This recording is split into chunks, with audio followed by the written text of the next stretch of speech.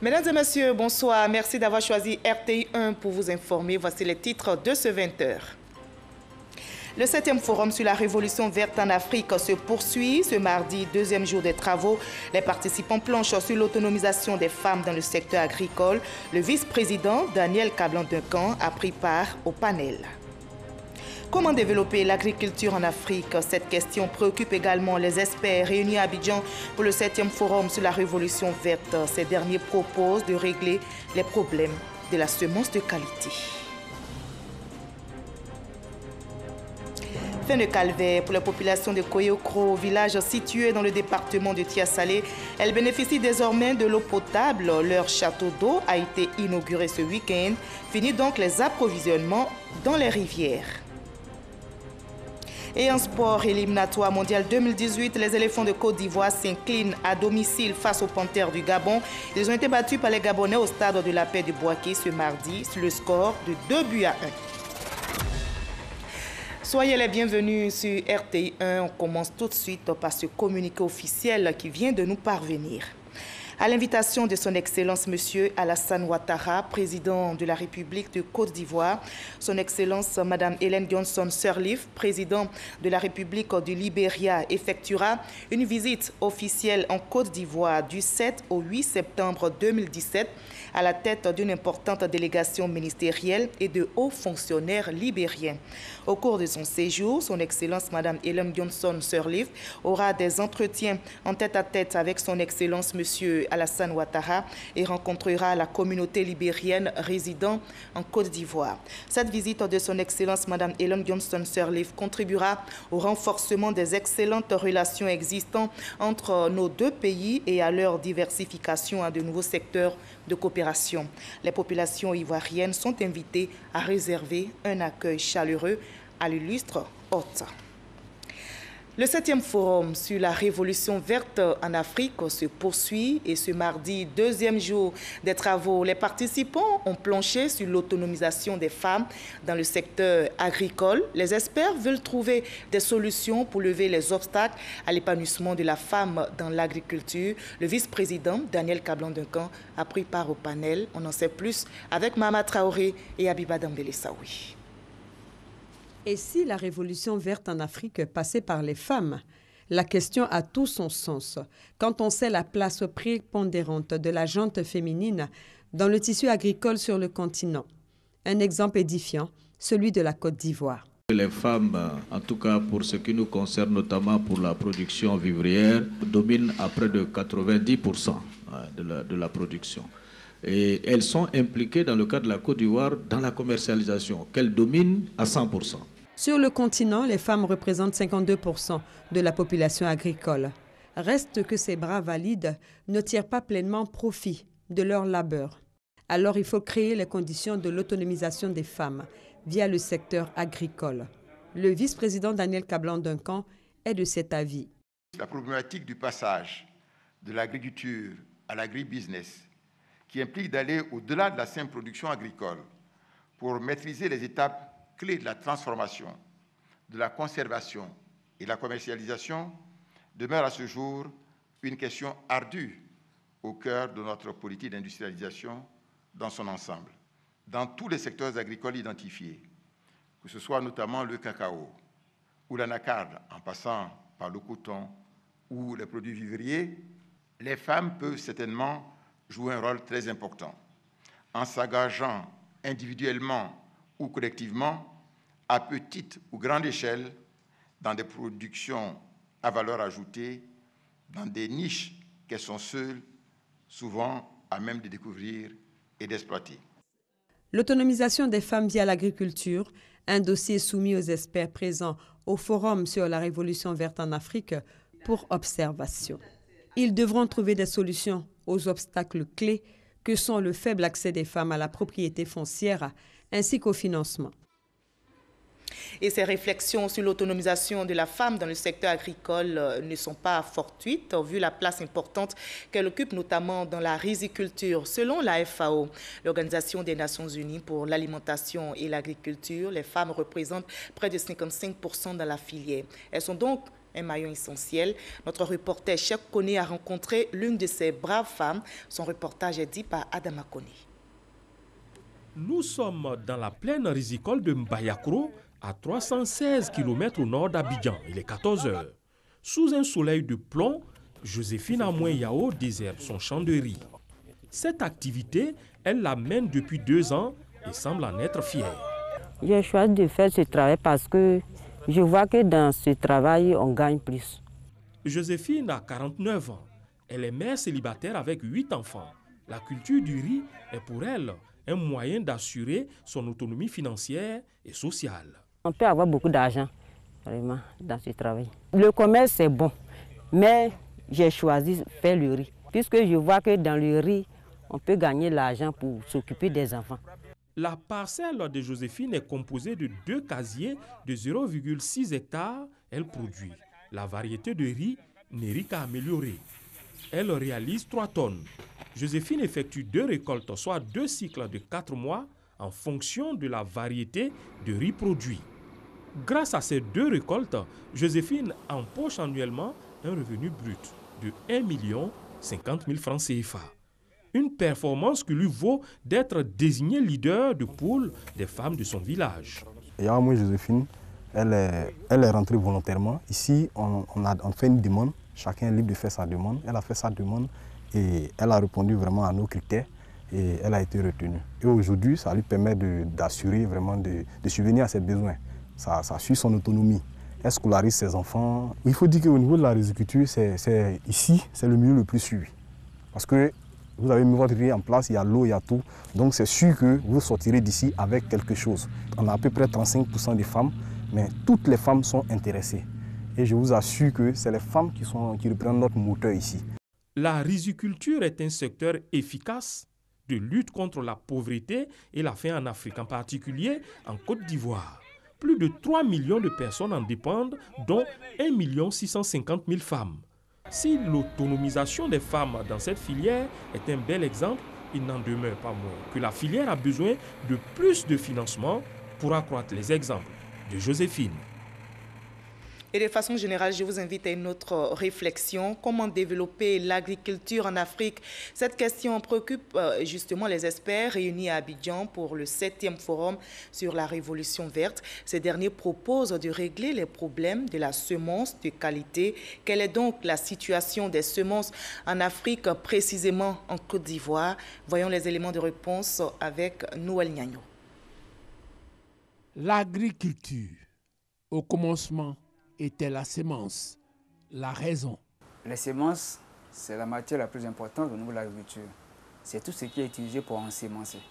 Si vous n'avez pas de la semence, vous ne pouvez pas faire la plantation. D'abord, son existence, faire la plantation, et elle reprend 80% de toute l'activité elle-même. Ça fait 40%, comme on le dit, de la productivité. Le constat en Afrique, à peine 10% des terres emblavées le sont avec des semences de qualité, uniquement pour les cultures de rente. Selon la FAO, Organisation des Nations Unies pour l'alimentation et l'agriculture. Autre donnée connue, le volume des besoins en semences, souligné ici par Dibo Bagna, président du réseau des organisations de producteurs de l'Afrique de l'Ouest. Nous avons besoin d'1 million ou voire 1,5 million de tonnes de semences, tous secteurs confondus. Comme on le voit, le fertilisant du développement de l'agriculture productive en Afrique est connu. Le volume à injecter aussi. Reste maintenant à mettre en place l'industrie sémencière pour réconcilier l'offre et la demande de semences de qualité pour une agriculture davantage performante. Avec elle, le développement de la chaîne des valeurs et les emplois du secteur. La recherche, sous-emploi.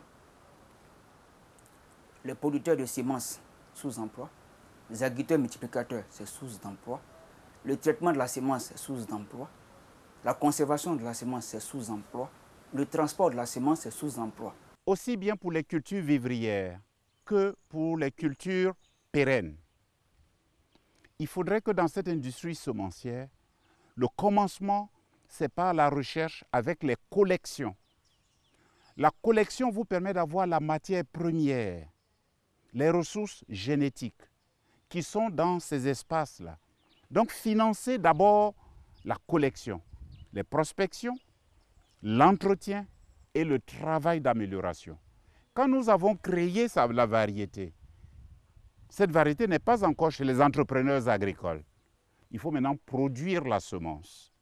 Là également, cela demande l'apport d'un investissement, l'investissement dans la production de semences proprement dites, pour que la variété, les progrès génétiques réalisés par la recherche soient à la disposition des bénéficiaires que sont les entrepreneurs agricoles et les consommateurs à la fin de la chaîne. Au-delà de la création d'emplois directs et indirects, la semence de qualité résout le problème de la pression foncière. Où vous faites 250 kg à l'hectare, si avec des variétés améliorées comme sur le coton, vous faites 1 tonne et plus, vous aurez plus de revenus.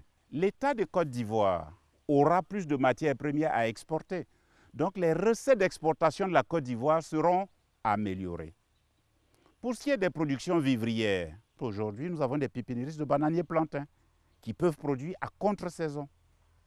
Donc là aussi, vous avez la sécurité alimentaire qui est assurée avec des semences améliorées. Enfin, avec les semences améliorées, vous passez par exemple de 250 kg à l'hectare à 1 tonne à l'hectare. Ça veut dire quoi? Au lieu d'avoir 4 hectares pour avoir 1 tonne, il vous faut 1 hectare pour faire 1 tonne. Vous gagnez 3 hectares. Ces 3 hectares peuvent vous servir à quoi? À faire de la diversification ou bien à gérer le patrimoine foncier.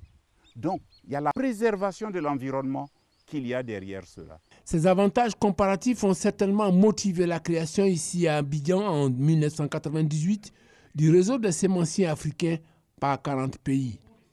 16 ans après, en 2014, experts de la Banque africaine de développement, de la FAO, décideurs politiques ivoiriens ont revisité ce champ sémencier qui a suscité beaucoup d'espoir.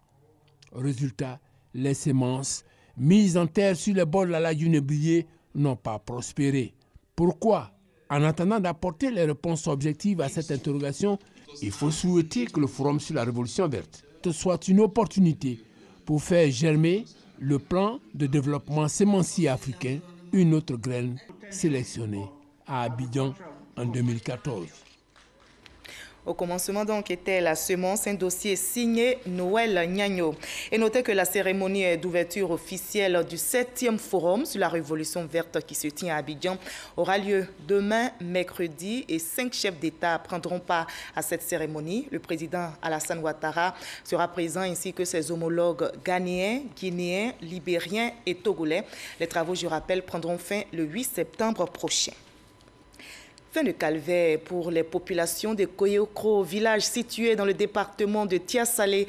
Elles bénéficient désormais de l'eau potable. Le château d'eau du village a été inauguré ce week-end.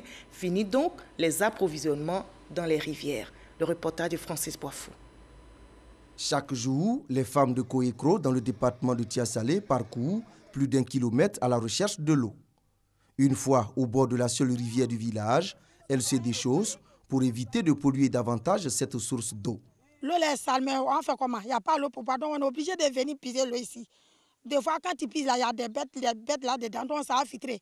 Il y a des fois, même on prépare, même on chauffe. Avant que les choses vont mourir, puis on va filtrer pour boire. À nos enfants, des fois, quand tu pies pour aller donner les enfants, quand ils boivent là, ils tombent malades, donc tout ça là, on est fatigué. Il y a un seul pompe, on est nombreux. Pompe là, ça ne suffit pas. C'est à cause de ça on vient puiser l'eau ici. De l'eau potable pour tous. Voilà qui a conduit la mutuelle d'action positive de Koyokro à solliciter et obtenir des autorités ivoiriennes la construction d'un château d'eau. L'ouvrage d'une capacité de 50 mètres cubes avec une possible extension sur 13 km a été construit par l'ONEP à travers le projet Banque nationale d'investissement BNI. Il a été inauguré par l'émissaire du gouvernement, le ministre de la Culture et de la Francophonie. Pour le président de la mutuelle d'action positive de Koyokro, Assalé Tiemoko, le château d'eau qui porte le nom de la première dame va soulager plus de 15 000 personnes. Merci au gouvernement de Côte d'Ivoire. Tu ne peux réaliser en zone rurale que s'il y a des cadres qui décident de se mettre au service de leurs parents en portant aux décideurs les besoins de ces derniers. Profitant de cette fête de l'eau potable à Koyokro, le ministre de la Culture et de la Francophonie a tenu à faire cette déclaration au nom du Premier ministre Amadou Gon Coulibaly. Le ministère des Infrastructures économiques a un plan, Eau pour tous, qui permettra dans les 2 années à venir de réparer toutes les pompes villageoises, d'équiper les pompes villageoises défaillantes, d'en créer d'autres et également de construire des châteaux d'eau pour toutes les populations de plus de 10 000 habitants, pour toutes les sous-préfectures de Côte d'Ivoire. Invitée d'honneur à cette cérémonie à Koyekro, la première dame de Côte d'Ivoire, Mme Dominique Ouattara, a encore fait parler son cœur. La première dame qui encourage toute action de développement socio-culturel dans notre pays nous envoie vous offrir tous ces dons. Une moto bagage, une broyeuse, 20 machines à coudre, 100 pulvérisateurs, 200 arrosoirs, 200 machettes et 200 limes, le tout d'une valeur de 6 195 000 francs CFA. Aussi a-t-elle déjà fait parler son cœur en offrant à Koyekro en 2015 une ambulance de type 4x4, toute équipée d'une valeur de 45 millions de francs CFA. 2 tricycles pour la mutuelle d'action positive de Koyekro. Et surtout, en permettant l'inscription de Koyekro pour le trophée qui porte son prestigieux nom, Dominique Ouattara. Les populations de Koyekro se disent comblées par cette action de la première dame qui va leur permettre de se prendre en charge. Nous quittons maintenant Koyekro pour nous rendre à San Pedro où les forces armées de Côte d'Ivoire et de France effectuent un entraînement conjoint sur les côtes ivoiriennes. Je rappelle, c'est dans le département de San Pedro. Et le représentant du ministre d'État, ministre de la Défense, le chef d'état-major général des armées et le chef d'état-major de la Marine nationale se sont rendus ce week-end à la base navale d'Abidjan pour s'imprégner du début de cet exercice. Mamadou Kouassi. La France lance dans les eaux ivoiriennes l'exercice amphibie Puma, un exercice qui consistera à mettre en œuvre des capacités d'assaut amphibie du BPC, bâtiment de projection et de commandement. Cet exercice va se dérouler dans la région de San Pedro. Il est conduit par l'armée française avec des bâtiments des marines ivoiriennes et françaises pour mutualiser le savoir-faire technique des 2 armées dans le domaine de projection de troupes. Plusieurs aspects seront pris en compte, notamment l'étude de terrain, l'approche par la mer, le déploiement, puis la sécurisation des zones. C'est dans le cadre de la coopération et de l'assistance militaire opérationnelle. Travailler ensemble pour se préparer pour notre coordination opérationnelle et l'amélioration de nos capacités respectives. Ce scénario fictif permettra pour la première fois le déploiement d'un détachement de fusiliers marins depuis un BPC, bâtiment de projection et de commandement. Une initiative saluée par le directeur de cabinet du ministre d'État, ministre de la Défense, venu s'imprégner du déroulement de la phase de lancement. Aujourd'hui, avec toutes les menaces que nous connaissons dans notre sous-région, il est bon que de temps en temps, les différentes forces se mettent ensemble, tous les moyens matériels et humains. Je crois que ce que nous pouvons retenir, c'est la bonne coordination qu'il doit avoir dans ce type d'opération entre une opération aquatique et une opération terrestre. Pour cette manœuvre, la Côte d'Ivoire va engager 2 patrouilleurs et des navettes des unités commando de sa marine. On a appris la triste nouvelle le 27 août dernier, le décès du ministre Dagobert Bonzio. Il s'est éteint à Malaga, en Espagne. Sa dépouille est arrivée cet après-midi à Abidjan. Plusieurs présidents d'institutions, des membres du gouvernement, avec le ministre d'État, ministre de la Défense, Ahmed Bakayoko, représentant le président de la République, des présidents de partis politiques, des présidents de conseils régionaux et des maires ont fait le déplacement à l'aéroport pour accueillir la dépouille. Le ministre Dagobert Bonzio, je rappelle, était le président du conseil régional du Cavali ainsi que le vice-président du PDCI RDA. Et on ouvre le chapitre politique de ce 20h avec le RDR. Les militants s'activent pour le 3e congrès. Le secrétaire général par intérim du Rassemblement des Républicains, Amadou Soumoro, a échangé avec les membres du cercle libéral de Côte d'Ivoire qui regroupe des cadres du RDR. Au menu, justement, les préparatifs du congrès. On en sait plus avec Abou Sanogo. Le cercle libéral de Côte d'Ivoire, structure de réflexion et de promotion de la démocratie qui regroupe des cadres du RDR, reçoit le secrétaire général par intérim du Rassemblement des Républicains à la tête d'une forte délégation de la haute direction du parti pour des échanges qui ont essentiellement porté sur la vie de leur parti, les enjeux du congrès à venir et les perspectives au niveau du RHDP. C'était des échanges profonds, comme on a dit, sur des valeurs de rassemblement des libéraux et des républicains pour un congrès. Et ce congrès, par rapport aux enjeux du congrès, qui était le rassemblement, un RDR nouveau. Et dans le nouveau du RDR, il y a toute une approche qui a été déclinée qui nous convient totalement. Amadou Soumaoro a salué l'initiative du Cercle libéral de Côte d'Ivoire, puis a appelé à la mobilisation et au rassemblement de tous les libéraux autour du président de la République, Alassane Ouattara. Nous sommes condamnés à vivre ensemble. Nous sommes condamnés à être rassemblés autour du président de la République. Nous sommes aussi condamnés à donner ce message fort aux Ivoiriens que notre courant de pensée est capable de rassembler les Ivoiriens. Et la contribution du cercle libéral est très, très féconde. Et nous sommes séparés avec la conviction partagée que nous devions nous donner la main pour participer au renforcement de cette grande famille libérale qu'est le Rassemblement des Républicains. Le Cercle libéral de Côte d'Ivoire entend donc poursuivre sa mission de conseil. Il est constitué d'hommes et de femmes qui sont les surveillants de la doctrine du RDR. Les militants du RDR dans la région de la Bagoué s'activent aussi pour le 3e congrès qui aura lieu dans quelques jours. Les militants du Rassemblement des Républicains de cette région se mobilisent pour prendre part à l'événement, comme nous l'explique Charles Tatou. Les cadres de la région de la Bagoué réactivent la flamme militante de leur formation politique.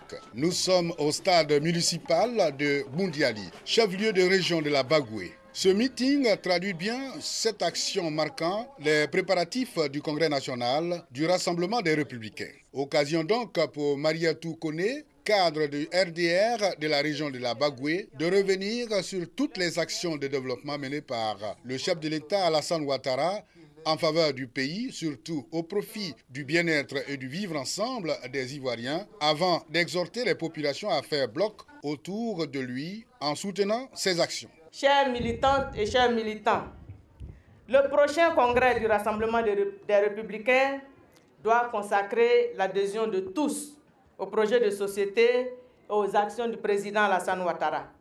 Il s'agira de rassembler non seulement les militants du RDR, mais aussi de parvenir à convaincre l'ensemble des Ivoiriens pour constituer cette force qui sera le socle des actions de développement menées pour le bien-être de tous. La direction du RDR a réaffirmé sa reconnaissance à ses leaders de base issus des 3 départements de la Bagoué. Elle a fait envoyer par Mariatou Koné des médailles de distinction pour décorer 140 d'entre eux, dont les actions militantes sont avérées. Des médailles de distinction, dont 123 au grade de chevalier, 19 au grade d'officier et 3 au grade de commandeur dans l'ordre du mérite républicain. Des danses du terroir ont donné une note de gaieté au meeting. Je vous invite maintenant à faire un tour au Zoo national d'Abidjan et au jardin botanique de Bingerville. Ces endroits ont été visités par le ministre des Eaux et Forêts. Alain Richard Donvaï est allé s'imprégner des réalités des agents travaillant dans les structures relevant de son département ministériel. Godefroy Okambawa, Ami Sissoko. Faire en sorte que le jardin botanique de Bingerville et le zoo national d'Abidjan soient plus attractifs. C'est l'ambition du nouveau ministre des Eaux et Forêts, Alain Richard Donvaï, qui vient d'effectuer une visite sur ces 2 espaces écologiques. Une visite qui a permis également au ministre de constater les difficultés que rencontrent les travailleurs de ces 2 structures. Le zoo d'Abidjan doit être réhabilité en urgence. Il y a des choses à faire. Augmenter le nombre d'animaux, peut-être la diversité animale qu'on trouve.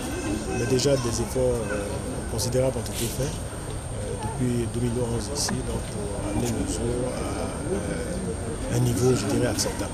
Mais il y a du travail à faire. Symbole de son engagement à faire de la biodiversité l'affaire de tous, Alain Richard Donvaï a procédé à un planting d'arbres au jardin botanique. Une visite qui lui a permis d'échanger également avec des enfants venus visiter le zoo national, qui constitue pour eux un haut lieu de savoir sur la biodiversité animale. Nous partons pour Mans, où la Fondation Koblé a initié un atelier de vacances sur la lutte contre la vente illicite de terres. L'objectif est de former les jeunes et surtout de réduire les conflits fonciers dans la localité. Ève Bouy.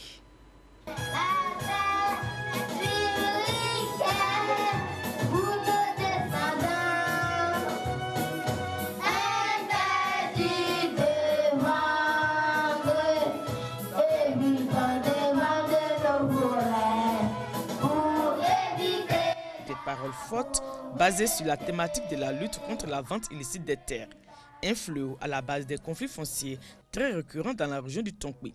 C'est donc autour de ce thème que la Fondation Koblé des Mandés du Sud a entretenu une cinquantaine d'enfants pendant une semaine.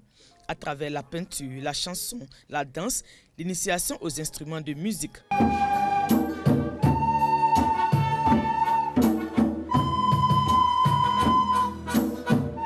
Un atelier de vacances récréatif et instructif pour participants et participantes.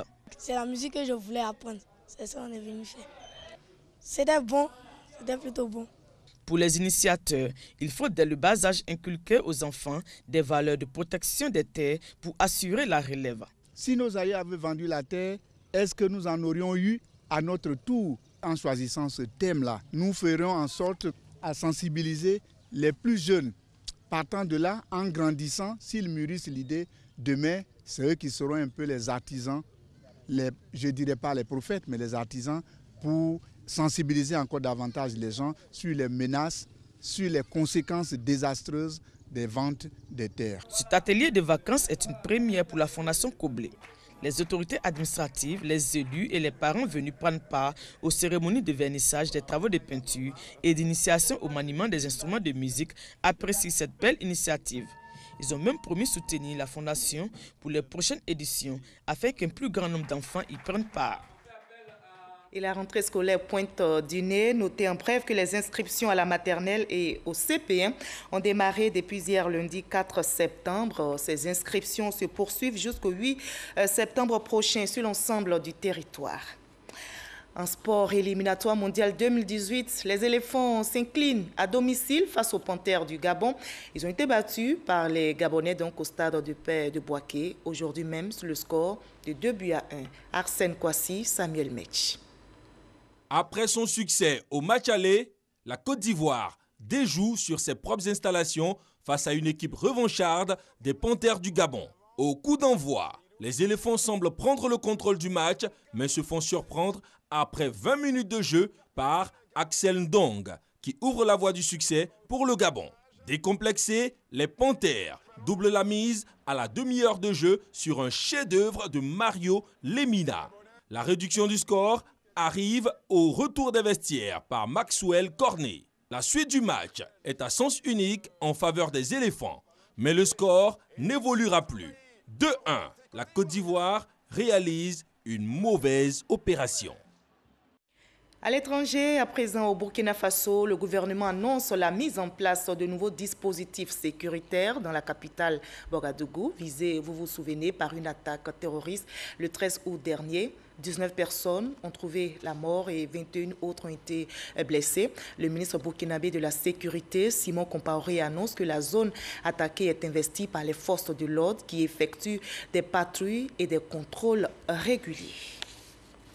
L'ONU réclame une enquête internationale indépendante sur le conflit au Yémen, alors que le pays sombre dans le chaos depuis l'entrée en guerre en 2015. Plus de 5000 civils ont été tués, dont 1184 enfants. Plusieurs millions de personnes sont menacées par la famine et le choléra qui fait son apparition ces derniers mois. Le haut commissaire aux droits de l'homme de l'ONU demande que justice soit faite pour les victimes et appelle à la fin de l'impunité dans le conflit qui frappe le pays. Je vous propose de terminer ce journal par ce communiqué du ministère des Affaires étrangères à l'invitation de son Excellence M. Alassane Ouattara, président de la République de Côte d'Ivoire. Son Excellence Mme Ellen Johnson Sirleaf, présidente de la République du Libéria, effectuera une visite officielle en Côte d'Ivoire du 7 au 8 septembre 2017 à la tête d'une importante délégation ministérielle et de hauts fonctionnaires libériens. Au cours de son séjour, son Excellence Mme Ellen Johnson Sirleaf aura des entretiens en tête-à-tête avec son Excellence M. Alassane Ouattara et rencontrera la communauté libérienne résidant en Côte d'Ivoire. Cette visite de son Excellence Mme Ellen Johnson Sirleaf contribuera au renforcement des excellentes relations existant entre nos deux pays et à leur diversification à de nouveaux secteurs de coopération. Les populations ivoiriennes sont invitées à réserver un accueil chaleureux à l'illustre hôte. Fin de ce 20h, je vous retrouve avec le même plaisir demain. Très belle soirée à vous.